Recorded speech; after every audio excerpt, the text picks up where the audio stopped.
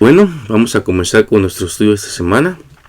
Que el Eterno bendiga sus vidas. Nuestra porción la encontramos en el libro de Bereshit o Génesis, a partir del capítulo 32, verso 4, al capítulo 36, verso 43. Es la octava parashat y lleva por nombre Vayislach. La Haftará está en Obdías 1, del 1 al 21, y en el Brit Hadashah en Hebreos 11, del 11 al 20, y Mateos 26, del 36 al 46. En este shur encontramos el avance de Esab para atacar a su hermano Jacob, el temor que sintió Jacob y su aflicción, las plegarias de Jacob para que Hashem lo rescate de la mano de su hermano, la famosa lucha de Jacob con el ángel, el encuentro con su hermano Esab, la llegada de Jacob a Shechem, el rapto de su hija Dina, la respuesta violenta de los hermanos de Dina por el ultraje que le hicieron. Jacob nuevamente se traslada a Betel, la confirmación del nombre nuevo a Jacob como Israel, el nacimiento de Benjamín y la muerte de Rachel, la reunión de Jacob e Isaac, la muerte de Isaac, entre más temas con gran sabiduría a la luz de la Torah. Nuestro tema lleva por subtítulo Hombre nuevo, vida nueva. Vayislach, y envió. Nuestro estudio comienza narrando lo siguiente. Y envió Jacob ángeles delante de Esab, su hermano, a la tierra de Seir, el campo de Edom, y les encomendó, diciendo: Así dirán a mi señor, a Esab, así dijo tu siervo Jacob, con Labán he habitado, y he permanecido allí hasta ahora. He adquirido bueyes y asnos, rebaños, sirvientes y sirvientas. Y le mandó a decir a mi señor, para hallar gracia a tus ojos. Retornaron los ángeles a Jacob diciendo: Hemos venido a tu hermano, a Esab. También él viene a tu encuentro y con 400 hombres con él. Este shur o estudio tiene demasiada revelación a la luz de la Torah. Primeramente, veamos que la Torah nos menciona que Jacob envió ángeles delante de Esab.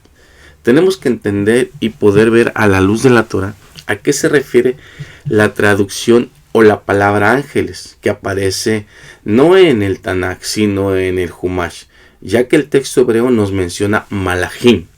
La palabra malachim es la palabra en plural de malach, que su significado original en hebreo es mensajero, ya que la raíz de la palabra mahak es la palabra lach, que significa enviar o mandar, pero se ha traducido comúnmente para describir seres celestiales, ángeles, que actúan como mensajeros o enviados del Eterno.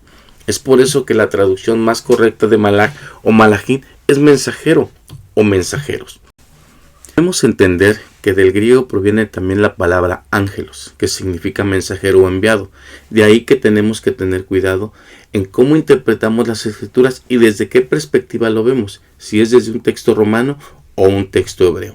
Así que, como les he mencionado, siempre veamos a la luz de la Torah y es nuestro deber investigar o estudiar a profundidad las escrituras, no desde una, sino ambas perspectivas, y ver realmente cuál es la correcta. En este caso, Jacob envía mensajeros humanos para dar el mensaje que con Labán había permanecido ahí hasta ahora.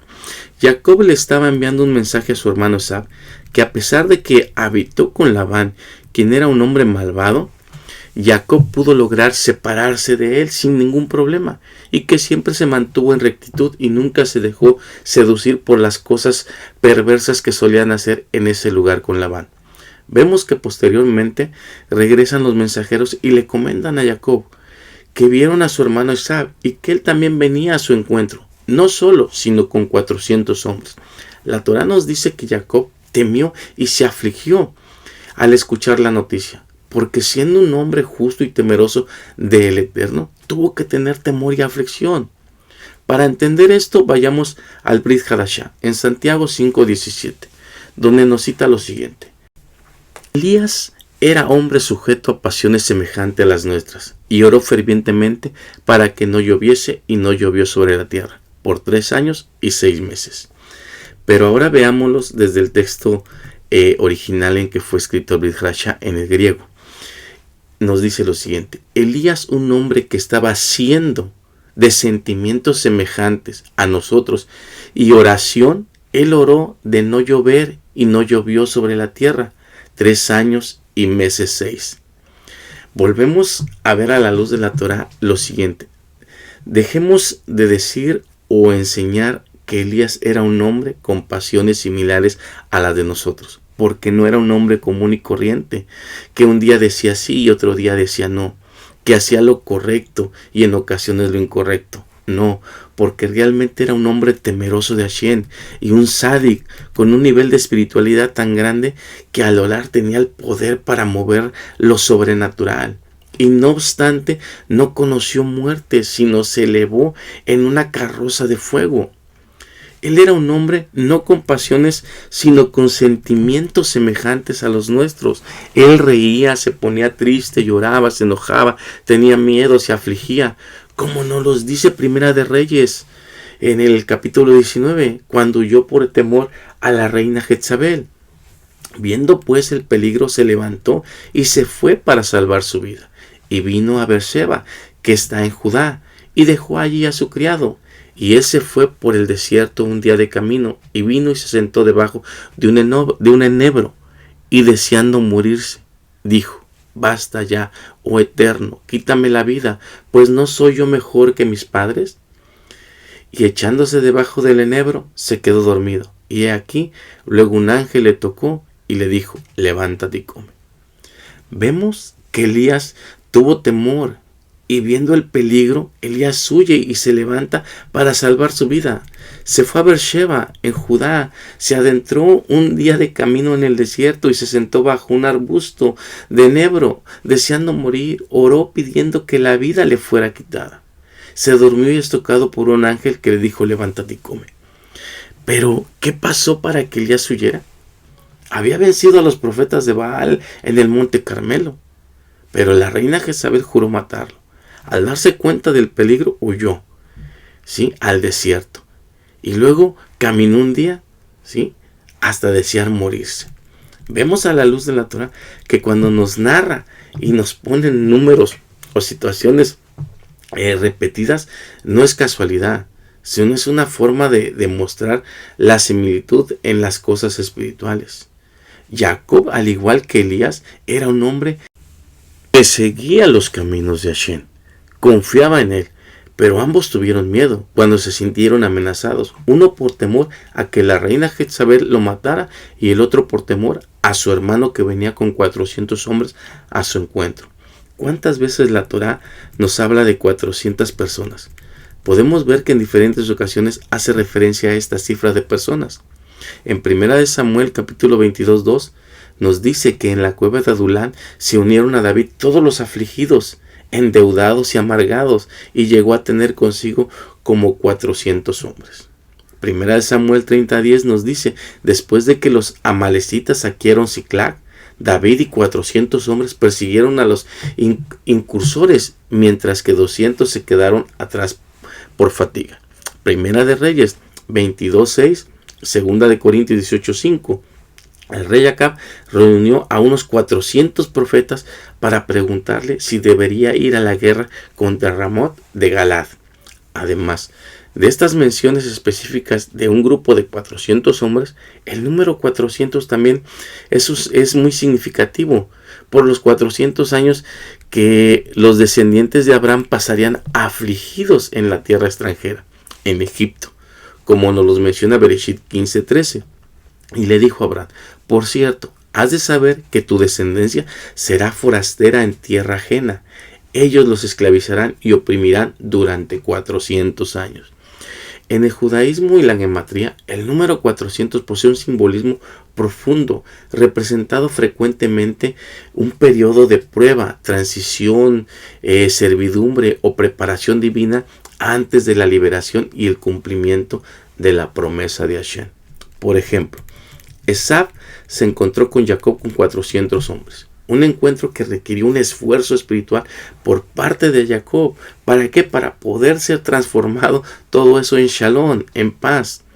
En la gematría, el número 400 es el valor numérico de la letra hebrea Tav, la última del alfabeto hebreo. La Tav representa la verdad, Emet, o simboliza la totalidad, el fin de un ciclo o el cumplimiento de un brit, de un pacto. Curiosamente, el valor numérico de la frase hebrea Ayin Hara, que significa ojo malo, también suma 400. Esto se relaciona con la idea de que acciones negativas pueden crear energías destructivas que deben ser superadas o transformadas por nuestra vida. En resumen, el número 400 simboliza una profunda y un punto de inflexión significativo en la narrativa bíblica, ya que la tradición judía marca el fin de un periodo de adversidad o preparación y el comienzo de la redención o el cumplimiento divino. Pero ahora, centrémonos en el capítulo 32, verso 25 al 30, donde nos cita lo siguiente. Jacob se quedó solo, y un hombre luchó con él hasta que rayaba el alba. Como vio que no podía con Jacob, le tocó en el encaje del muslo, y el encaje del muslo se le dislocó mientras luchaba con él. Entonces el hombre le dijo, déjame ir, porque ya raya el alba. Y le respondió, no te dejaré si no me bendices. Él le dijo, ¿cuál es tu nombre? Y él respondió, Jacob. Él le dijo, no se dirá más tu nombre Jacob, sino Israel, porque has contendido con Elohim y con los hombres, y has prevalecido. Entonces Jacob le preguntó diciendo, dime por favor, ¿cuál es tu nombre? Y él respondió, ¿por qué preguntas por mi nombre? Y lo bendijo ahí. No nos enfocaremos en quién era o con quién luchó Jacob, ni en algo más profundo, ya que este texto tiene mucha sabiduría a la luz de la Torah. Veremos que Jacob, después de esta lucha, recibe un nombre, ¿sí? Un nombre nuevo, que es Israel. El texto nos dice, no se dirá más tu nombre Jacob, sino Israel, porque has contendido con Elohim y con los hombres y has prevalecido. Posteriormente, en el capítulo 35, verso 10 de nuestro estudio, nos dice lo siguiente. Entonces le dijo Elohim, tu nombre es Jacob. No se llamará tu nombre siempre Jacob, sino que Israel será tu nombre. Así fue como él lo llamó Israel. Durante nuestra narrativa de Jacob en la Torá podemos ver que se le llama tanto Jacob como Israel. Jacob aproximadamente 35 ocasiones e Israel unas 39 veces. Los sabios de la Torá nos hacen mención que el uso de un nombre u otro depende del contexto narrativo y de si la Torá se refiere a su vida personal o a su papel como patriarca del pueblo de Israel. Se nos enseña que tanto Jacob como en Israel se encontraba la presencia divina. Pero cuando se le menciona como Israel y no como Jacob en la Torá, es porque realmente su nivel espiritual se encontraba más elevado que cuando se le mencionaba con el nombre de Jacob. Ahora, tanto el Talmud como la Mishnah y la literatura rabínica reconocen la práctica de cambio o añadir un nombre a un judío en circunstancias específicas, principalmente como en un recurso espiritual para provocar un cambio en su vida o para ayudar en la recuperación de una enfermedad grave. Si bien la Mishnah o el Talmud no tratan extensamente el cambio de nombre para un temeroso de Hashem, en manera general o casual, sí establece precedentes y conceptos relacionados. La fuente talmúdica enseña que cambiar el nombre de una persona gravemente enferma tiene el poder de anular cualquier decreto maligno que se haya dictado contra ella. Se cree que el cambiar el nombre a la persona enferma se convierte en cierto modo en una persona diferente, lo que puede cambiar el mal decreto y permitir su recuperación. Claro, siempre y cuando éste haga teshuvá, se arrepienta de sus transgresiones. Algunos sabios mencionan que un pecador que se arrepiente y hace teshuvá, retorna al Elohim de Israel, debería cambiar su nombre. Este cambio simboliza una ruptura con el pasado y el inicio de una nueva identidad espiritual. La idea de que un cambio de nombre pueda cambiar los malos decretos de una persona tiene sus raíces en varios ejemplos bíblicos. Y veamos lo siguiente. Abraham y Sara. Los cambios de nombre de Abraham a Abraham y de Sarai a Sara en la Torá son ejemplos prominentes, asociados con la expansión de su misión espiritual y la promesa de fertilidad y descendencia.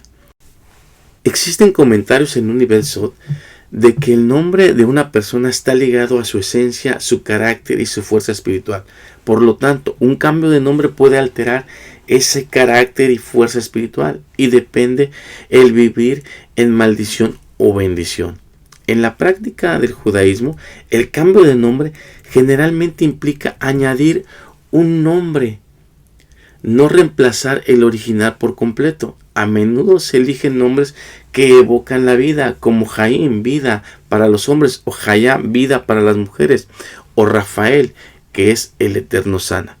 Este procedimiento usualmente se realiza en presencia de un minyan, un 10 hombres, ¿sí? E incluyendo la recitación de salmos y una oración para la curación de las personas. Si notifica a la comunidad para que comiencen a usar ese nuevo nombre. Es muy común que para los justos de las naciones o temerosos de Hashem en la diáspora, que regresan en Teshuvá y siguen al Elohim de Israel, al hacer Tevilá, su sumersión en aguas, se le pide que tengan un nombre hebreo con el cual puedan identificarse o creen que pueda ayudarles para un cambio de vida nueva.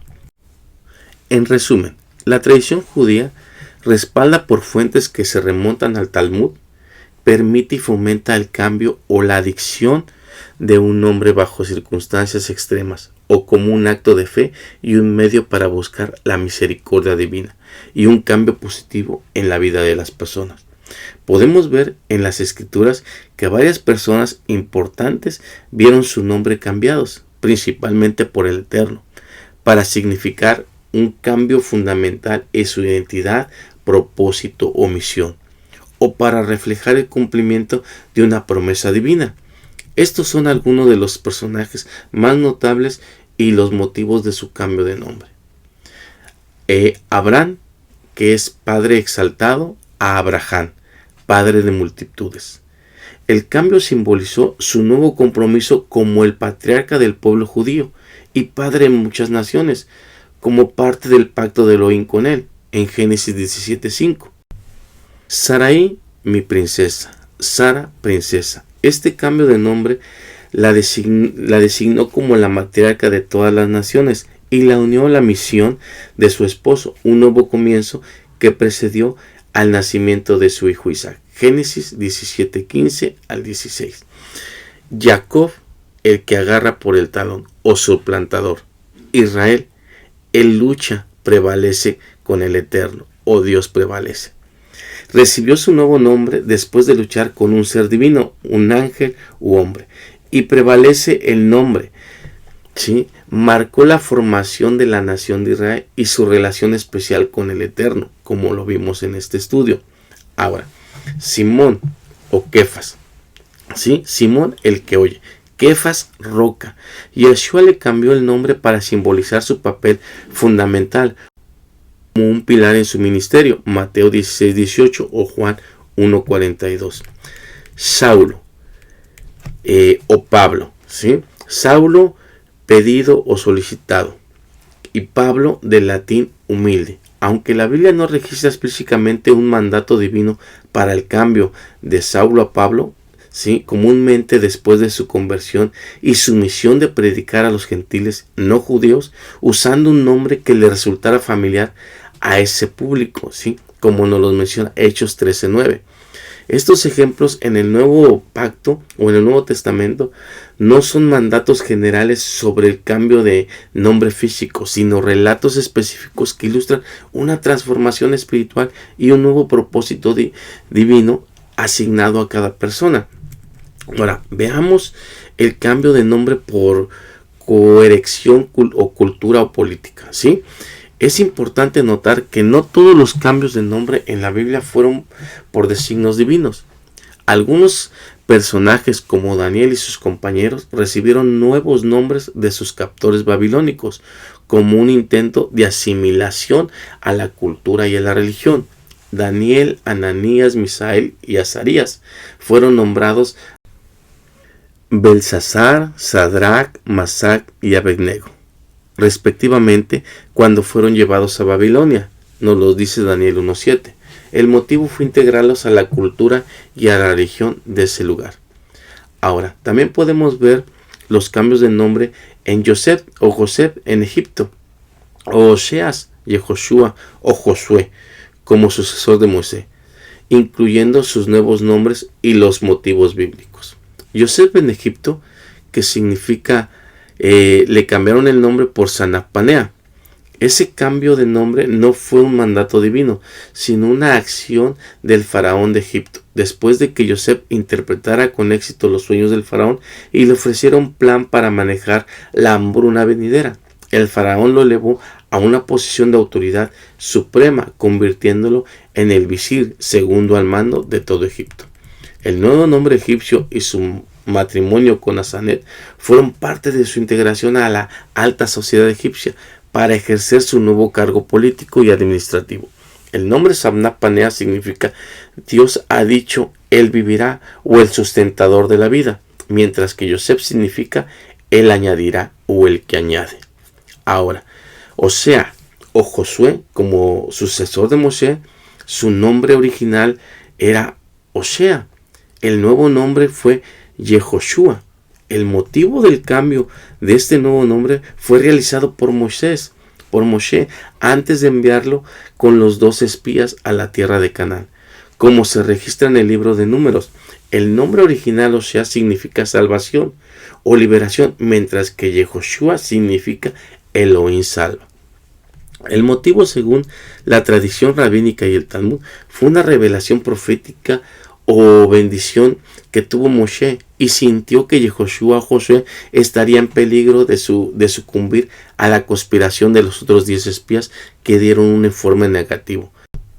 Al cambiar su nombre, Moshe estaba esencialmente pidiendo al Eterno que los salvara de la intriga de los espías. El nombre reforzó la misión de Yehoshua de confiar en que Elohim proveería la salvación y la victoria para entrar a la tierra prometida. También podemos ver a la luz de la Torá, mediante textos rabínicos, específicamente el Midrash y los comentarios como los de Rashi, donde nos ofrecen interpretaciones fascinantes que expanden los relatos bíblicos sobre el cambio de nombre de algunos personajes no pertenecientes al pueblo hebreo, como el de Agar, la sirvienta de Sara y madre de Ismael, así como la hija del faraón en la narrativa bíblica literal. En Génesis 25:1 dice: Abraham volvió a tomar otra mujer, llamada Ketura. Esto pareciera indicar una persona diferente, otra esposa con otro nombre. Sin embargo, los textos rabínicos mayoritarios, citando el Midrash, Génesis Rabbah 61:4, afirma que Ketura es de hecho la misma persona que Agar. Además, el Midrash también nos cita que cuando Rivka encontró en los campos a Isaac, él venía de buscar a Agar para que regresara con su esposo Abraham y dejara de sufrir por la partida de Sara. Y que cuando Isaac la encontró, ella aceptó, y cuando se encontró con Abraham, él le cambió el nombre. El nuevo nombre, ¿sí?, de Ketura. El motivo, el cambio de nombre no se narra como un evento formal en la Torá, sino como una interpretación oral del nuevo nombre que Abraham le dio. Este nombre tiene 2 interpretaciones principales en los textos rabínicos. Uno es incienso o aroma agradable, ya que proviene de la palabra Ketoret. Fue llamada Ketura porque sus acciones después de regresar con Abraham fueron tan hermosas y puras como el incienso que se quemaba en el templo. Simboliza un arrepentimiento, teshuvá, un arrepentimiento completo y su retorno a la virtud. El segundo término es atada o ligada, que proviene de la palabra keshurá, que significa conexión. El nombre también implica que permaneció fiel y casta desde que fue enviada por Abraham hasta que regresó. No tuvo relaciones con ningún otro hombre durante su tiempo fuera del matrimonio. Permaneció ligada a Abraham. Este cambio de nombre en la tradición rabínica eleva la figura de Agar de ser simplemente una sirvienta extranjera a una mujer justa, sádic, que se arrepintió, mereciendo regresar y casarse con Abraham después de la muerte de Sara, cumpliendo así la promesa de que Abraham sería padre de muchas naciones. Ahora, la hija del faraón. La Biblia no menciona el nombre de la hija del faraón que rescató a Moshe. En la tradición rabínica se le otorga un nombre o una identidad virtuosa. Se le llama Batia. El Midrash, el Talmud, le dan este nombre que significa literalmente hija de Elohim. El motivo del nombre es por justicia y compasión. Desafió el cruel decreto de su padre de ahogar a todos los bebés varones hebreos. Al salvar a Moshe, demostró una piedad que superaba a su linaje egipcio. Su conversión y recompensa, los textos rabínicos la consideran una prosélita, una conversa al judaísmo, una justa de la nación. La recompensa por su acción de criar a Moshe fue que Dios la adoptó como su propia hija, de ahí su nombre. Además, existen comentarios no confirmados que al momento de encontrar a Moshe en la canasta en el río Nilo, la hija del faraón se encontraba no parcialmente bañándose, sino haciendo tevilá, sumergiéndose en las aguas y convirtiéndose al Elohim de Israel. De ahí es que podemos entender por qué el Eterno permitió que la hija del faraón lo encontrara y lo criara en el palacio, protegiéndolo de la muerte de los varones nacidos en ese momento. Vemos cómo es tan maravilloso en la mayoría de los relatos el cambio de nombre desde una perspectiva espiritual, mas no legal, porque espiritualmente pueden surgir cambios para bien o para mal en la vida de las personas según el nombre que poseen. Pero legalmente también, si una persona se llama Juan y legalmente su documento así está escrito, si él va a otro país y en ese país a los que se llaman Juan se les dice John, y si por error en un documento se le cambia el nombre de Juan a John, ya no se trata de la misma persona, aunque signifique lo mismo. Al igual con el cambio de algunas letras en un nombre propio, pierde todo derecho legal. Por ejemplo, con el nombre de Yeshua o Jesús, uno hebreo y el otro romano. Como se menciona anteriormente, el nombre completo Yeshua es una forma abreviada de Yehoshua. Se deriva de la raíz hebrea salvación o salvar. De ahí que el nombre Yeshua significa el salva o el liberador. Mientras que el nombre Jesús es una transliteración, adaptación fonética de un idioma a otro, no una traducción literal de palabras fragmentadas. Los cambios que se le han venido dando desde su nombre hebreo al griego y del griego al latín serían los siguientes: Yeshua, Jesús, Jesús y en el castellano Jesús. Todos estos fueron por limitaciones fonéticas y conforme a la interpretación del nombre de cada idioma, no para formar una nueva palabra con un significado diferente, como el nombre hebreo o arameo Yeshua se transliteró al griego como Jesús. Del griego pasó al latín como Jesús. Finalmente del latín evolucionó a la forma Jesús en español. A pesar de los cambios fonéticos y ortográficos a lo largo de los idiomas, el significado teológico central permanece. El nombre hace referencia a salvar o salvador. No podemos, como temerosos del Eterno, entrar en controversia ni mucho menos en contienda por cuál es el nombre correcto de nuestro Mashiach, si al final es la misma persona, pero nos lo han presentado en diferentes idiomas, pero que proviene de Hashem y es el que por sus méritos al ofrecerse como sacrificio somos perdonados. La verdad es que el nombre claro que tiene mucho que ver, tanto en lo espiritual como en lo legal. Pero la finalidad es que si tú crees en Yeshua como Mashiach o en Jesús como Mesías, tienes que seguir su ejemplo y caminar como Él caminó, haciendo el bien y no el mal. Como nos lo cita el profeta Isaías, angustiado él y afligido, no abrió su boca, como cordero fue llevado al matadero, y como oveja delante de sus trasquiladores, enmudeció y no abrió su boca. Isaías 53:7. Como un siervo sufriente que está a la disposición del Eterno, soportaría el castigo por los pecados de su pueblo sin resistir ni quejarse. Pero uno abre su boca y se queja de todo. Critica, murmura, habla mal de los demás, contiende, grita y pierde el control. No podemos ser como Yeshua o Jesús nos ha enseñado a llevar su yugo sobre nosotros y aprender de Él, que es manso y humilde de corazón. Y haciendo esto encontraremos descanso para nuestra alma. Mateo 11:29. Pero veamos a la luz de la Torá que al final desconocemos realmente cuál es el nombre verdadero de nuestro Mashiach o Mesías. La idea de que Yeshua o Jesús tendría un nuevo nombre diferente y desconocido cuando Él regrese proviene principalmente de la interpretación de pasajes específicos en el libro de Apocalipsis o Revelaciones. Apocalipsis 19:12 nos dice, este pasaje está describiendo la segunda venida de Mashiach con gran simbolismo. Sus ojos eran como llama de fuego, y sobre su cabeza había muchas diademas, y tenía un nombre escrito que nadie conocía sino él mismo. Este es el versículo central que menciona explícitamente un nombre que solo él conoce. Se nos enseña que este nombre representa la plenitud de su carácter, naturaleza y autoridad que va más allá de la comprensión humana actual.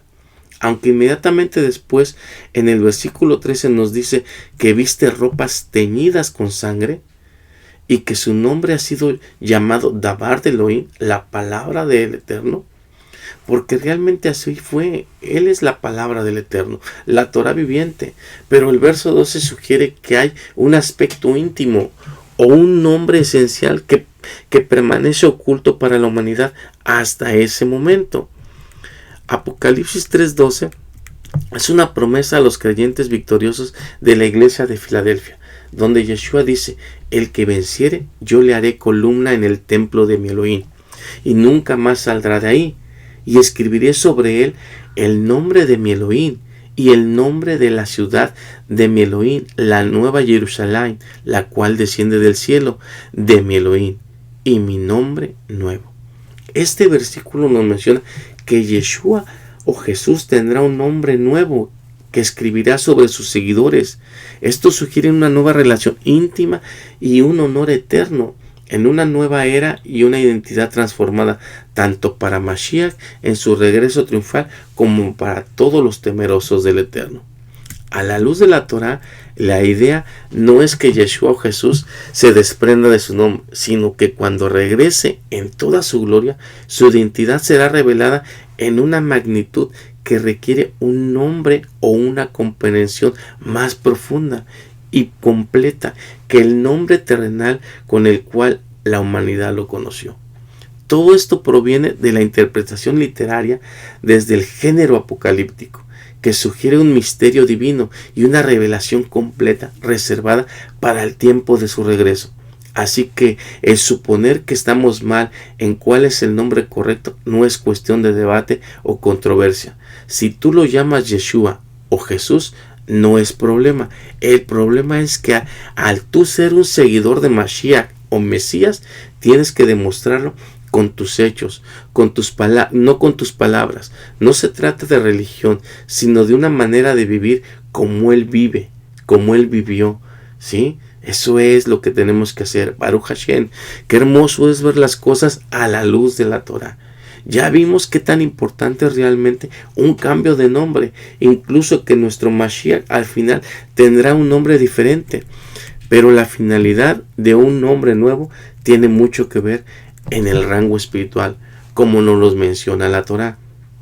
Cuando Raquel estaba por morir, al dar a luz su segundo hijo, ella le puso un nombre lleno de dolor y tragedia, Ben-Oni, que significa hijo de mi dolor o hijo de mi aflicción. Raquel estaba en gran angustia y sufrimiento, como nos lo menciona Génesis 35:18 en nuestro estudio. El nombre refleja su experiencia personal y su inminente muerte. Inmediatamente después de que Raquel muriera, Jacob le cambia el nombre. Él busca reemplazar el tono negativo y doloroso de Raquel que había dado a su hijo con uno positivo y lleno de esperanza. Así que el nombre que le da Jacob es de Benjamín, que significa hijo de la mano derecha o hijo de la derecha. La mano derecha en la cultura antigua simbolizaba fuerza, poder, honor y favor especial. El cambio de nombre de Ben-Oni a Benjamín es un ejemplo poderoso de cómo los nombres en las escrituras a menudo reflejan el destino o la identidad de una persona y como un líder puede redirigir el destino de su hijo de una aflicción a un honor de fuerza. Las personas que se convierten al judaísmo tradicionalmente adoptan un nombre hebreo, lo cual es un paso con un profundo significado espiritual, pero generalmente no es un cambio de nombre legal obligatorio en la mayoría de los países. El judaísmo considera que la conversión es un renacimiento espiritual y un nuevo comienzo que simboliza esta nueva vida e identidad dentro del pueblo judío. El nombre hebreo se utiliza para fines religiosos y comunitarios, como ser llamado a la Torá para recibir una aliyá durante los servicios, en documentos religiosos, ketubá para el matrimonio, tevilá en la inmersión en las aguas o para el registro de la comunidad y en oraciones. Para algunos, elegir un nuevo nombre les permite desconectarse de un pasado con el que ya no se identifican, lo que refleja un acto de valentía y confianza en su nuevo camino espiritual. La persona conversa puede elegir un nombre hebreo que le guste, que tenga un significado especial, que sea la versión hebrea de su nombre de nacimiento o que se identifique con el personaje del nombre. En el aspecto civil no se requiere un cambio legal de nombre como parte del proceso de conversión. Las personas pueden seguir usando su nombre legal de nacimiento para asuntos cotidianos, bancarios, documentos de identidad, etc. Pero para concluir, un cambio de nombre como de Abraham a Abraham, de Jacob a Israel o de Simón a Kefas marca un cambio radical en el destino de las personas y en su relación con Elohim. El nuevo nombre representa un corazón transformado, libre de orgullo y del ego, un corazón lleno de mansedumbre, de humildad, de amor y de paz. Este es quizás el beneficio espiritual más importante, la paz interior y el descanso del alma que proviene de una forma de ser y de vivir. Una transformación completa. El beneficio espiritual de tener un nuevo nombre es la validación de una transformación, ¿sí?, de todos y cada uno de nosotros, de nuestras acciones, de nuestros actos, de nuestros patrones de conducta. Es señal de que la persona ha sido redimida, ha adoptado la naturaleza de Mashiach y ha entrado en una relación de intimidad con el Eterno, superando la vieja naturaleza de vivir que tenía antes. Debemos ser transformados de lo corrupto a lo incorrupto, de ser luz a ser oscuridad, de andar en el mal para caminar en el bien, del desamor al amor, de la tristeza a la alegría y de la muerte a la vida eterna. Baruch Hashem, que el Eterno bendiga sus vidas, esperando que este estudio haya sido de bendición para todos ustedes. Shabbat Shalom. Nos vemos el próximo Shiur.